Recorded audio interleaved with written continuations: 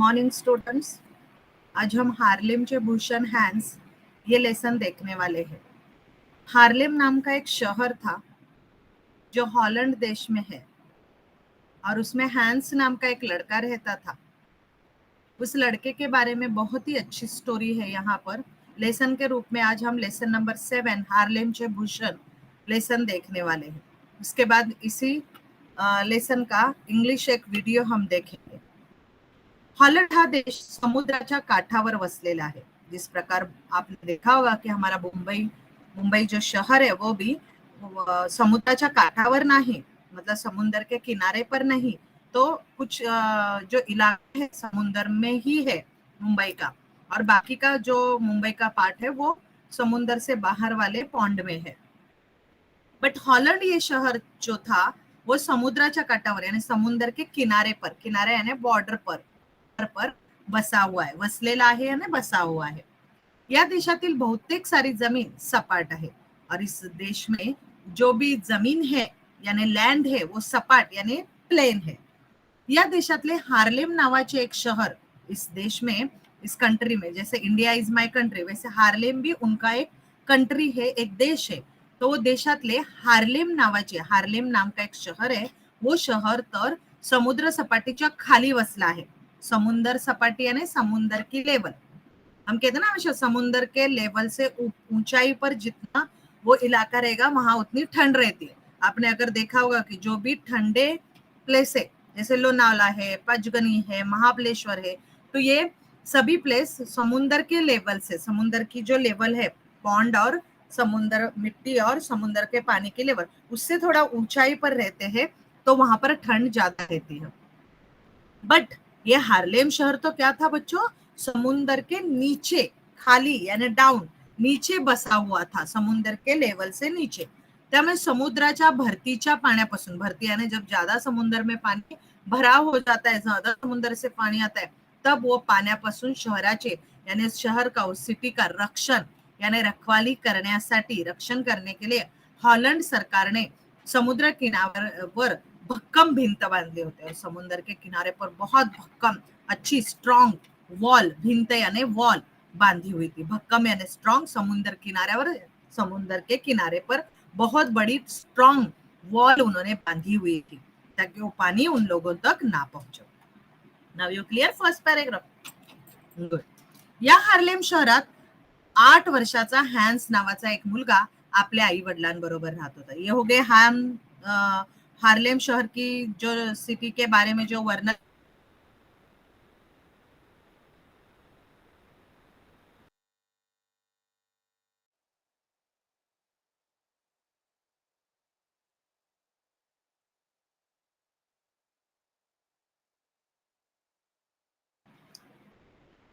अभी जैसे ठंडी चालू है वैसी संध्याकाळी यानी शाम का समय था।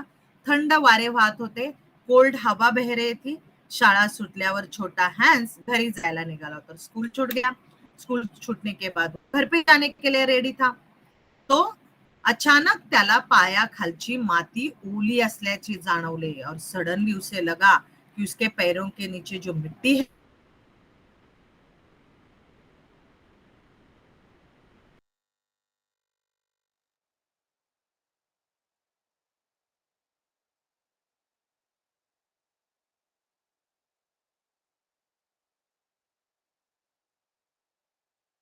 मतलब बारिश के दिन भी नहीं है, तो पाऊस पण पडलेला नाही, मग माती ओली झालीच कशी, तो मिट्टी कैसे गीली हो गई, बारिश नहीं है कुछ भी नहीं, भी मिट्टी कैसे गीली हो गई, ये वो सोचने सोचते सोचते उसने देखा। थोड़ा वीडियो में देखते हैं। Who's ready to have some cool pets? Click here to make your Brave Hans. To do a good thing, you do not have to wait to grow up. You can do good things at a very young age. If you want to help others, you will always find an opportunity to do so. At any moment, something to help your friends, parents, or even strangers. You do not need money, but a good heart to help others. Here is the true story of a boy called Hans, who saved his town from a certain disaster. Hans was a young schoolboy. He lived with his parents in a small village in Holland. He was a hard-working and worthy son of his parents. He used to help his parents at home. One day, he was returning to school. The way to school wasn't a easy ball. Suddenly, he heard a sound of trickle of water nearby. He became alert. Because people in Holland were always cautious about any possible seepage in the seaboard. Hans moved towards the sound and found a trickle of water coming through a small hole. He knew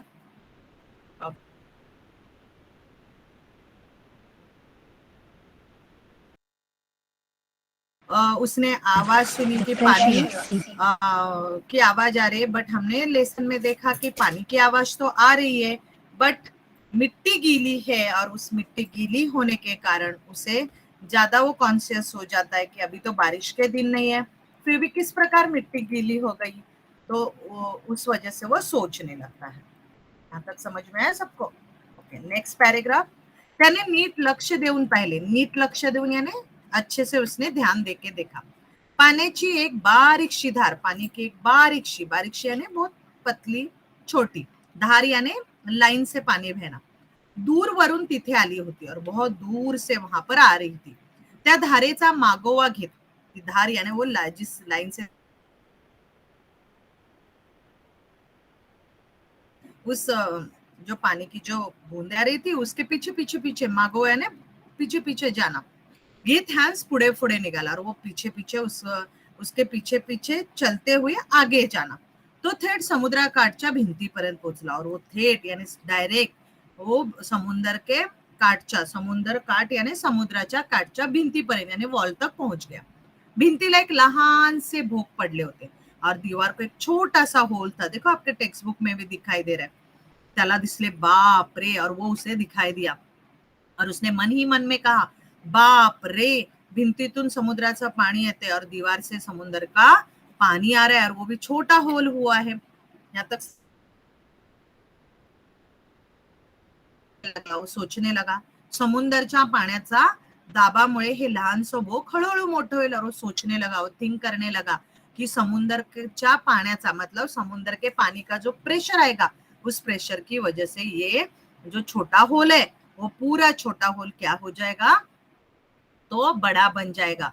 और बड़ा बनने के कारण वहां पर क्या हो जाएगा, तो एक minute,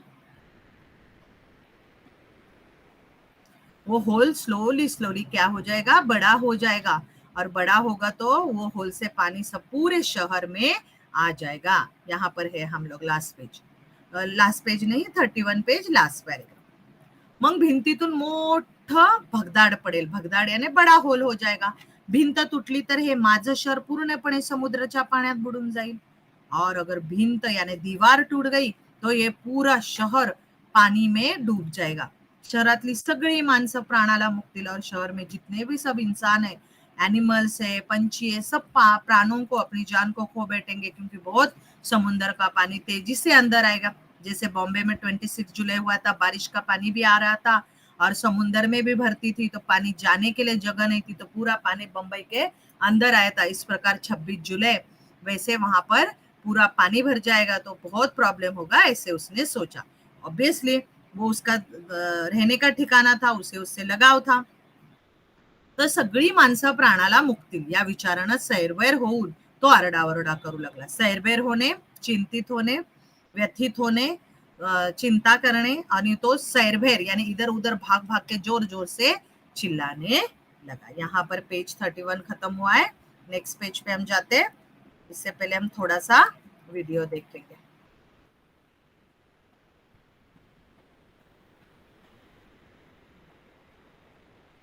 If you want to achieve better results, make a great impression, and save time at work, you should get Grammarly. With Grammarly, Brave hands sound and found a trickle of water coming through a small hole. He knew the pressure of seawater would make the hole bigger in no time. He didn't know what to do. He wanted to send a message to his village people.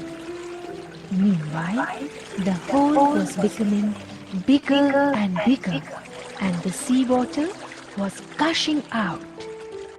He inserted his whole hand into the hole to plug it. It worked, and the flow of water stopped. It had already become dark, but nobody happened to pass by through that way. The whole night passed, and Hans did not see anyone who could help him. But his firm determination to save his village from a disaster kept him in his place. By morning, his body had become stiff with cold and he had fainted. In the early morning, a workman saw Hans lying unconscious with his right hand in the hole in the sea wall. Okay, यहाँ पर रुकते हैं कि सुबह उन्हें देखा उसे. आगे बढ़ते हैं हम अभी. ये पेज हो गया. यहाँ पर है हम. कुणीतरी लवकर पळत या भिंतीला भोक पडले आहे. और वो सैरभैर हो गया, अचंभित हो गया, यहाँ वहां चिल्लाने लगा, अरे जल्दी आओ, ये वो जो सी के मतलब समुद्र को जो वॉल बांधी है उसमें से होल हुआ है और उसमें से थोड़ा थोड़ा पानी आ रहा है. पण त्याचा हायका ऐकणारे तिथे कोणीच नव्हतं, क्योंकि शाम का समय हुआ था. उसकी आवाज सुनने के लिए वहां पर कोई नहीं था. त्याने विचार केला. उसने फिर थिंक किया, आता काय करावं, कोणाला बोलवायला जावं म्हटलं. मतलब किसी के अगर बुलाने जाएंगे तो आने तक ये होल बड़ा हो जाएगा. तर परत येईपर्यंत भलतंच काहीतरी झालेलं असायचं. तो कुछ और ही भलताही बुराई हो जाएगा कुछ और. पण हॅन्सने धैर्य सोडले नाही. धैर्याने ब्रेव उसने धीरज नहीं छोड़ा.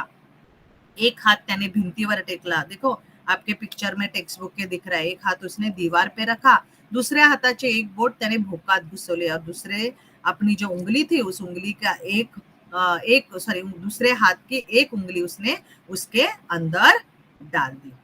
एक minute.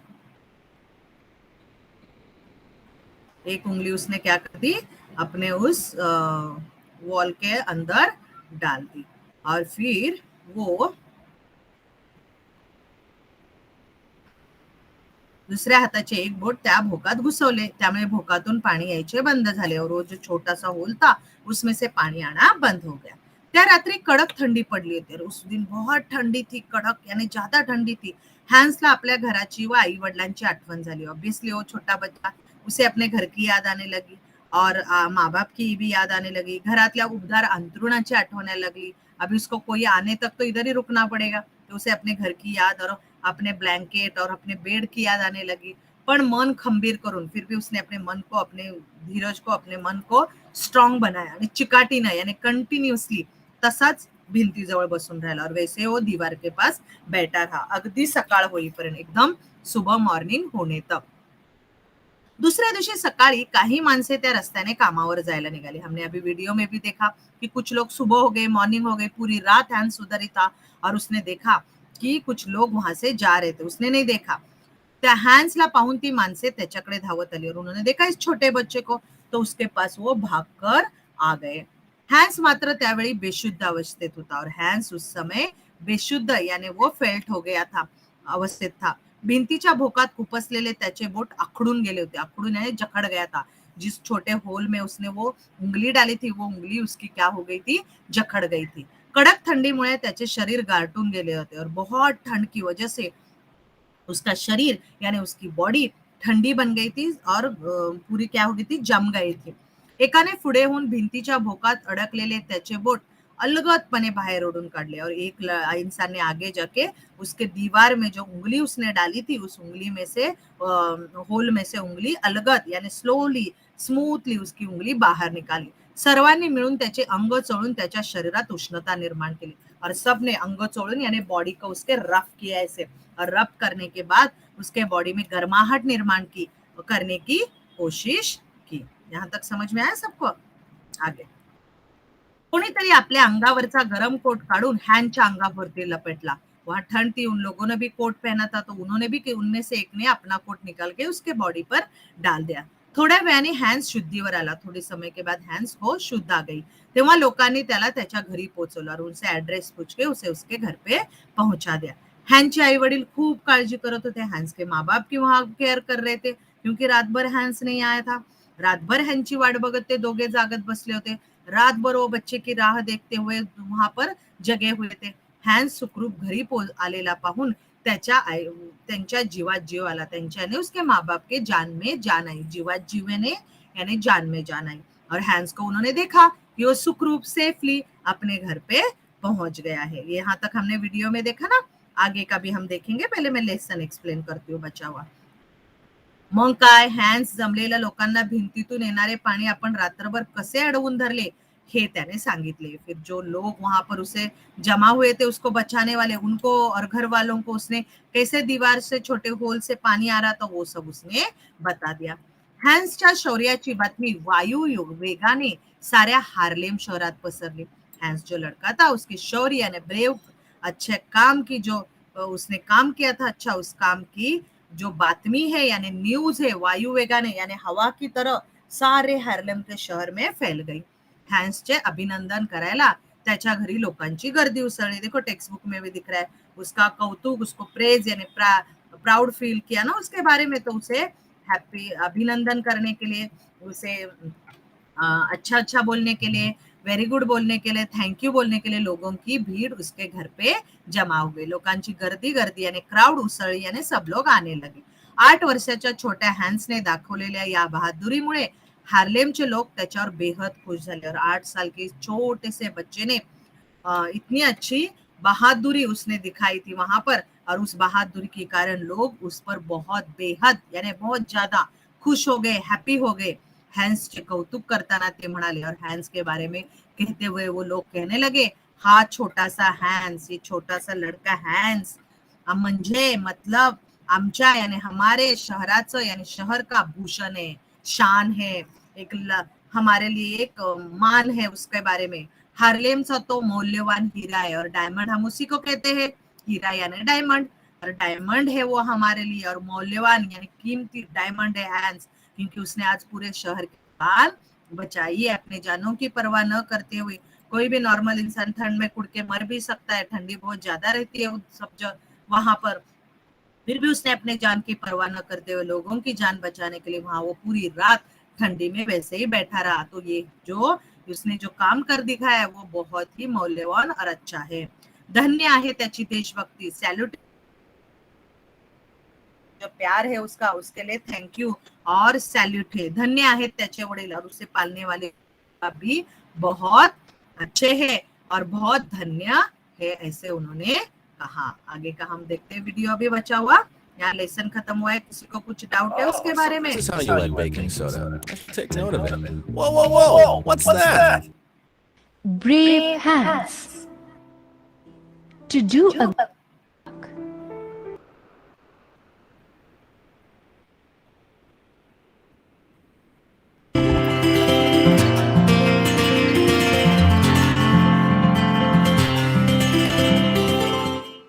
Sumiti was a young girl. Her mother brave hands to do a good thing. Gushing out, he inserted his whole hand into the hole to plug it. It worked and the flow of water stopped. It had already become dark, but by going down fast, and Hans did not see anyone who would help him. But his firm determination to save his village from a disaster kept him in his place. By morning, his body had become stiff with cold and he had fainted. In the early morning, a workman saw Hans lying unconscious with his right hand in the hole in carelessly born. He understood that Hans was trying to stop the flow of water. He first took out Hans' hand from the hole and filled up the hole with stones, and then carried Hans in his arms to his home. Hans lay in bed for several days, and when he recovered, he cried out in a feeble voice, "Please, God, send someone to help me. I can't leave this place." Don't worry, my brave little boy. The seawall has been repaired. In another few weeks, Hans recovered completely. He became the hero of his village. The people of that village came and thanked Hans. You risked your life to save our village. We shall never forget this kind act of yours.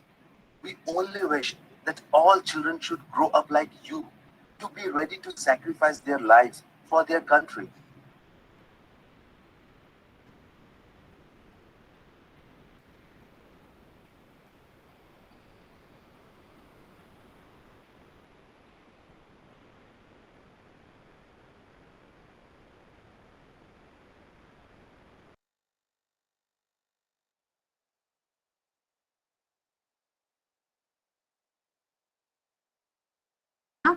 और पूरा lesson हमने ये explain KIA है।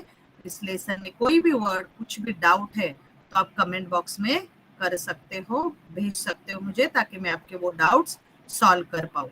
पूरा lesson हमने आज explain KIA video के माध्यम से, और मैंने वर्ड टू वर्ड एक्सप्लेन भी कर दिया। अच्छे से पढ़ाई करो, स्टडी करो और अच्छे मार्क्स लाओ। Okay, bye bye children, thank you so much, bye, take care, have a nice day.